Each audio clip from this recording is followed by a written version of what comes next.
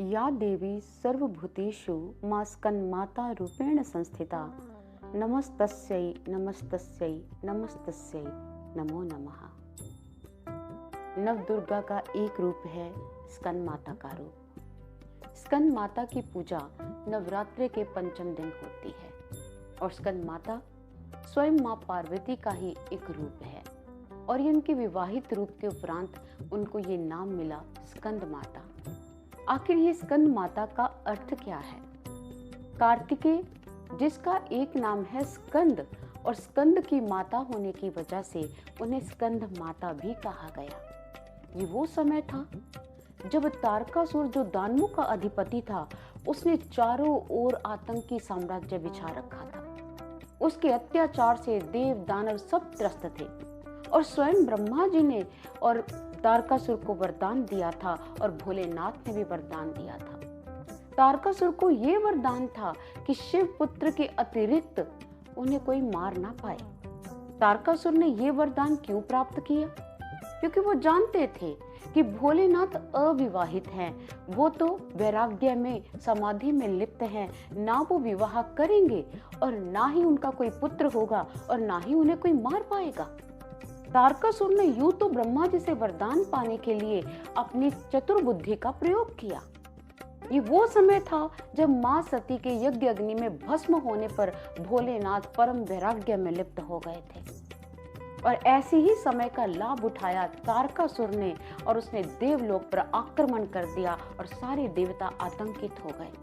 अब सब देवताओं ने प्रार्थना की कि भोलेनाथ विवाह करे और उधर माँ का जन्म हुआ था शैलपुत्री के रूप में, पार्वती के रूप में और मार्गदर्शन मिलते ही माँ पार्वती अपने प्रभु को प्राप्त करने के लिए तपस्या में रत हो गई। भोलेनाथ और माँ पार्वती का जब विवाह हुआ तो सभी देवता उनके श्री चरणों में पुनः उपस्थित हुए एक नई प्रार्थना के साथ। उन्होंने कहा, प्रभु आपने हमारे कहने पर वैराग्य जीवन से गृहस्थ में पांव रख लिया है, एक और कृपा हम पर करें।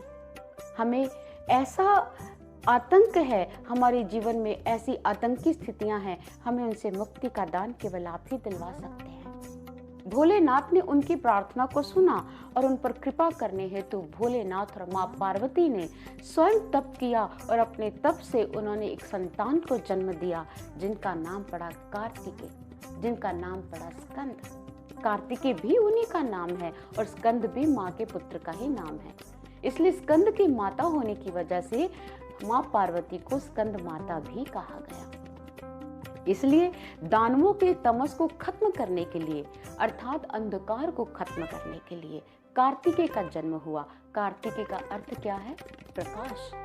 जब भी जिंदगी में अंधकार आए उस अंधकार को खत्म करने के लिए हमें प्रकाश करना ही पड़ता है। ऐसे ही स्कंद माता का ये दिव्य स्वरूप हमें समझाता है कि अंधकार से प्रकाश में जाने का समय हो गया है, मृत्यु से अमरता में जाने का समय हो गया है, अज्ञान से ज्ञान के सागर में गोते लगाने का समय हो गया है।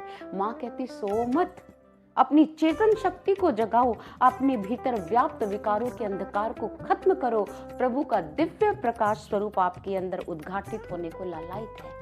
भगवान श्री कृष्ण कहते हैं, ज्योति शाम अपि तत् ज्योति तमसः प्रमुच्यते।